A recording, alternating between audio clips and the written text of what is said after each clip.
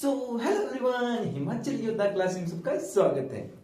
हम कर रहे थे एचपी पुलिस का मैथ। हमने जो है टॉपिक कर लिया रैशनल नंबर प्रोबेबिलिटी वाला टॉपिक कर लिया, और हमने आगे किया था चाल समय दूरी, और उसके बाद हमने शुरू किया था क्षेत्रमिति 2D वाला टॉपिक हमने जो है कल समाप्त कर दिया था। सही है, यानी पिछली वीडियो में हमने जो समाप्त कर लिया था। अब आगे वाला टॉपिक क्या है, 2D यानी 3D वाला टॉपिक अब है। यानी क्या 3D में क्या होता है, आयतन एवं क्षेत्रफल। देखिए, जो पढ़े थे ना हम बचपन में 9th 10th में पढ़ते थे कि गोले का क्षेत्रफल निकालिए, या गोले का आयतन निकालिए, या शंकु का पृष्ठीय क्षेत्रफल निकालिए, वो वाले सवाल जो है इसमें आते हैं। जो बड़े बड़े क्वेश्चन आते थे ना एग्जाम में, बड़े बड़े जो 5-5 नंबर के आते थे 9th क्लास या 10th क्लास में, वो इसमें होते हैं। यानी वो वाले सवाल जो आपको पेपर में आएंगे, अच्छे सवाल होते हैं, फॉर्मूले पर बेस होते हैं। इसी कारण मैंने आपके लिए फॉर्मूले के लिए एक विशेष वीडियो यहाँ पर लाई हुई है कि आप पहले फॉर्मूलों को चेक कर लीजिए, उन्हें याद कर लीजिए, या किस हिसाब से बने होते हैं उनको देख लीजिए, क्योंकि ये काम ही फॉर्मूलों का है। इसमें जब तक आपको फॉर्मूला नहीं आएगा तब तक आपको सवाल नहीं आएगा। सही है, इसका कोई लॉजिक नहीं होता है, आपको फॉर्मूले याद करना ही पड़ेंगे बार बार प्रैक्टिस करके। सही है, 2D हो चाहे 3D हो, आपको फॉर्मूला बेस ही क्वेश्चन आएंगे हमेशा। सही है, इसीलिए अपने फॉर्मूला पर पकड़ बनाइए। अगर 4-5 नंबर आपने अगर एचपी पुलिस में पक्के करने हैं तो मेंसुरेशन के फॉर्मूलों को रटना शुरू कर दें। हालांकि मैथ में रटने वाला काम नहीं होता है, पर फिर भी फॉर्मूले कैसे याद होंगे, जब आप बार बार इसका रिवीजन करेंगे तभी आपको फॉर्मूले याद रहेंगे। सही है, इसीलिए मैं बोल रहा हूं कि आप इनको लिखिए, बार 10-15 बार लिखिए, तभी आपको याद रहेगी। कि सीधा कभी कभी ना सीधा भी आपको फॉर्मूला क्वेश्चन पड़ जाता है कि क्या, कि गोले का पृष्ठीय क्षेत्रफल या गोले का आयतन क्या होता है। आपके पास 4 ऑप्शन होते हैं, उसमें से आप कंफ्यूज हो जाते हैं। मतलब इतना आसान क्वेश्चन होता है, वो भी आपसे क्या हो जाता है, गलत हो जाता है। सही है, इसीलिए मैं बोल रहा हूं कि इन फॉर्मूलों को देखिए और पढ़िए।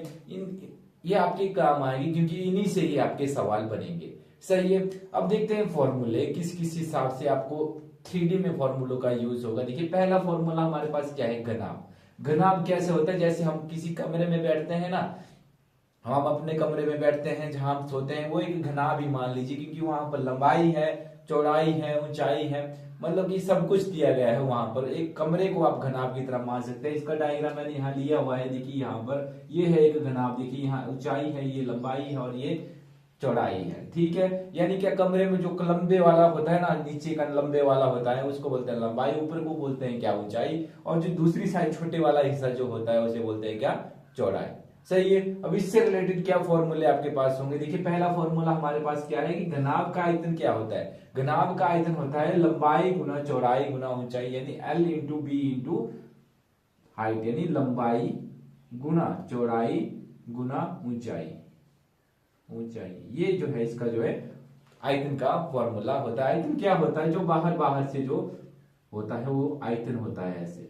सही है, आगे देखा जाए कि क्या पार्श्व और वक्र पृष्ठीय क्षेत्रफल क्या होता है, 2h into L plus B, यानी 2h है ये, h इंटू यानी ब्रैकेट में l प्लस बी। इसका जो है क्या है, ये पार्श्व या वक्र पृष्ठीय क्षेत्रफल। कभी कभी पूछ दिया जाता है कि घनाभ का वक्र पृष्ठीय क्षेत्रफल क्या होता है, 2h into L plus B.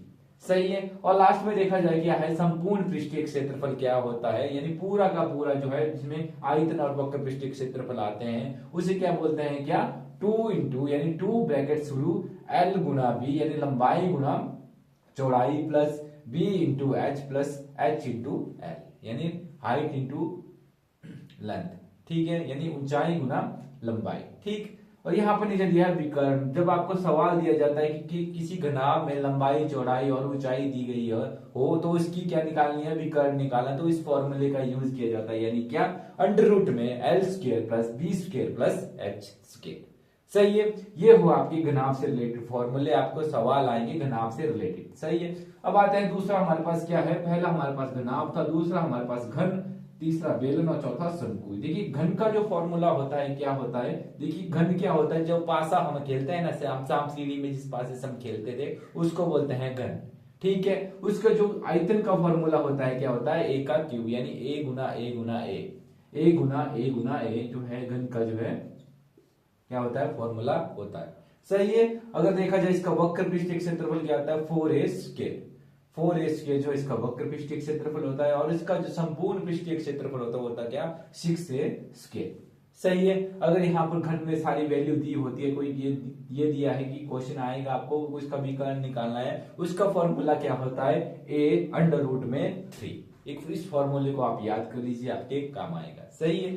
तीसरा हमारे पास क्या है, बेलन। बेलन कैसे मान लीजिए, बेलन मान लीजिए कोई मतलब सिलेंडर ही मान लीजिए, सिलेंडर ही मान लीजिए बेलन को। ठीक है, देखिए ऐसी है ये। इसका जो क्या है आयतन जो है क्या बोलते हैं, जो सिलेंडर हम घर में यूज करते हैं ना, उसको ही हम मान सकते हैं बेलन को। ठीक है। अगर इसका आयतन देखा जाए क्या है, πr²। πr² h जो है इसका आयतन है, और इसका वक्र पृष्ठीय क्षेत्रफल क्या होता है, 2πrh। सही है। और इसका जो है लास्ट में देखा जाए तो संपूर्ण पृष्ठीय क्षेत्रफल होता है वो क्या होता है, 2πr इंटू r+h। सही है। अच्छा, मतलब कि अगर देखा जाए क्वेश्चन में तो सीधा ही क्वेश्चन आ जाता है कि बेलन का वक्र पृष्ठीय क्षेत्रफल क्या होता है। मैंने देखा है कई कई पेपरों में देखा है कि सीधे ही फॉर्मूले आ जाता है, और यही ही गलत हो जाते हैं कभी कभी। यहाँ पर देखने में आसान लगते हैं और पेपरों में ये कठिन हो जाते हैं, इतना सारी के 2πrh। पर जहाँ दिमाग में जब ये दिमाग जो है ना, जब हमारे साथ गेम खेलता है ना, तो ये सारे फॉर्मूले हमारे में दिमाग में चलते हैं, वहां पर हमारे से πrl ही लगता है या कुछ और ही लगता है। सही है। तो इसलिए इनको ढंग से याद कीजिए, बार बार इसकी प्रैक्टिस कीजिए, काम आएगा आपके। सही है। हमारे पास जो चौथा हमारे पास क्या है, शंकु। देखिए शंकु, शंकु आकार शंकु यानी क्या, जिससे सॉफ्टी वगैरह होते हैं ना, वो उसको मान लीजिए जो खाते थे हम, छोटी जो 10 रुपए की सॉफ्टी होती है लाल लाल कलर की, उसको मान लीजिए शंकु की तरह। देखिए ये क्या है, इसकी आर यानी ये इसका व्यास है, ये इसकी त्रिज्या है, ये हाइट है, और ये एल क्या है, इसकी तिर्यक ऊंचाई है। सही है।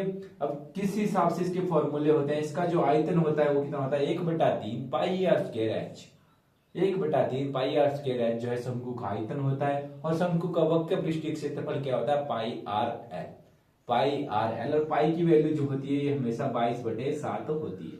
सही है। यूनिवर्सल वैल्यू है 22/7, ये 3.14 जो यूनिवर्सल वैल्यू है। सही है। अगर देखा जाए इसका क्या है, इसका जो हमारे पास जो संपूर्ण पृष्ठीय क्षेत्रफल क्या है, π(r+l)। सही है। अगर इसकी तिर्यक ऊंचाई निकालनी पड़े हमें, जो क्वेश्चन में पूछा जाए, तो उसकी तिर्यक ऊंचाई का फॉर्मूला क्या है, L = √h² + r², यानी h² + r²। सही है। ये वो कुछ फॉर्मूले, और कुछ फॉर्मूले आगे मैं आपके सामने पेश करता हूं। सही है। देखिए अगले जो हमारे पास फॉर्मूले मैंने बोर्ड पे लिए हैं, क्या है, पहला है हमारे पास गोला। गोला क्या होता है, जैसे गेंद हम ना बैट बॉल खेलते हैं, क्रिकेट खेलते हैं ना, उसमें जो गेंद होती है वो गोले की तरह होती है। उसका जो है ये बीच में से उसकी आर यानी त्रिज्या निकाल दी जाती है, और बीच में जो इसका सर्कमफ्रेंस जो मान लिया जाता है। सही है। वृत्त और गोले में अंतर है। वृत्त क्या होता है, कोई रस्सी ऐसे घुमाएंगे ना हम, उसको वृत्त बोलेंगे, और गोला होता है बॉल की तरह।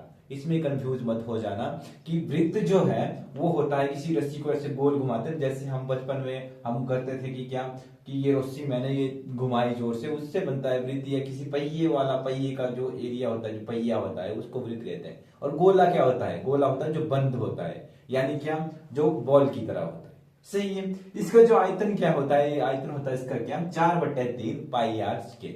सही है। बहुत क्वेश्चनों में मैंने देखा है कि गोले का आयतन बहुत ज्यादा प्रीवियस ईयर क्वेश्चनों में पूछा हुआ है, वेरी वेरी इंपॉर्टेंट है ये। यानी क्या कि 4/3 πr² जो है इसका आयतन होता है। सही है।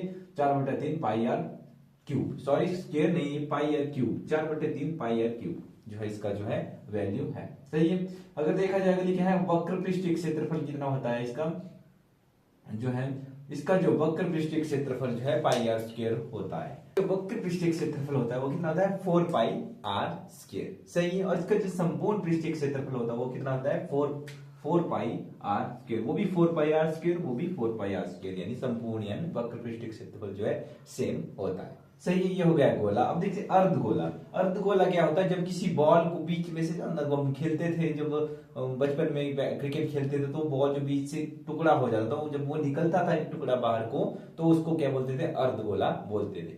सही है। अब इस अर्धगोले का जो है क्या होता है, यहाँ पर आयतन, इसका जो फॉर्मूला होता है 2/3 πr³। सही है। इसका जो फॉर्मूला है 2/3 πr³, और इसका जो वक्र पृष्ठीय क्षेत्रफल का जो फॉर्मूला है वो है 2πr³। सही है। और इसका जो संपूर्ण पृष्ठीय क्षेत्रफल का जो फॉर्मूला है वो है क्या, 3πr²। सही है। ये हुए हमारे पास गोले और अर्धगोले के फॉर्मूला। अगला हमारे पास क्या है, क्या, लंब पिरामिड। पिरामिड की तरह जो होता है उसका जो आयतन होता है वो क्या होता है, 1/3 आधार का क्षेत्रफल गुना ऊंचाई। सही है। अगला है हमारे पास क्या, इसका वक्र पृष्ठीय क्षेत्रफल 1/2 आधार का परिमाप गुना तिर्यक ऊंचाई। सही है। अगर एक देखा जाए इसका जो संपूर्ण पृष्ठीय क्षेत्रफल क्या है, पार्श्व पृष्ठ प्लस आधार का क्षेत्रफल। आपको जब क्वेश्चन आएगा ये सब समझ आ जाएगा जब ऐसे क्वेश्चन चलेंगे कि क्या क्या ये चीजें। सही है। कुछ 2-3 फॉर्मूले मैंने यहाँ पर लिखे हुए हैं, आपके एग्जाम में डायरेक्ट पढ़ जाते हैं। क्या है कि त्रिज्या खंड की लंबाई इक्वल टू क्या होता है, पाई, जो वहां पर जो एंगल होता है θ/360 गुना 2πr। सही है। और त्रिज्या खंड का क्षेत्रफल क्या होता है, θ/360 गुना πr²। सही है। तो ये हुए हमारे पास आयतन पृष्ठीय क्षेत्रफल से जितने फॉर्मूले आपके पास हो सकते थे, जितने बनते हैं, जिनसे सवाल बनते हैं वो मैंने आपके सामने रख दिए। अच्छे से नोट्स बनाइए, अच्छे से इनको रिवीजन कीजिए, आपके काम आएंगे बाद में जब हम आप रिवीजन करेंगे। सही है। काम की चीज है, एक बार ट्राई कीजिए और मेंसुरेशन को अच्छा अपना एक टॉपिक तैयार कीजिए, जहां से आपके 4-5 क्वेश्चन बनेंगे उनको पूरी तरह तैयार कीजिए। सही है। और अच्छे से तैयारी कीजिए। देखिए मैं बोलता हूँ कि आप अच्छे से तैयारी कीजिए और हाँ, खुद पे काम कीजिए। आज के जमाने कोई किसी का नहीं है, इसलिए खुद पर काम कीजिए, मेहनत कीजिए। देखिए जिस दिन आपको सफलता मिल गई या सक्सेस मिल गई तो दूसरा जो हमारे साथ बात करता है उसके बोलने का तरीका ही बदल जाता है। इसलिए जिस दिन आप सक्सेस प्राप्त कर लिए उस दिन जो है आपकी तपस्या जो है पूरी हो गई। सही है। इसलिए मेहनत करें, खूब मेहनत करें। आज यहीं तक रखते हैं। चैनल को सब्सक्राइब करें, यानी हिमाचल योद्धा को सब्सक्राइब कीजिए, वीडियो को लाइक कीजिए। आपका दिन शुभ हो। धन्यवाद।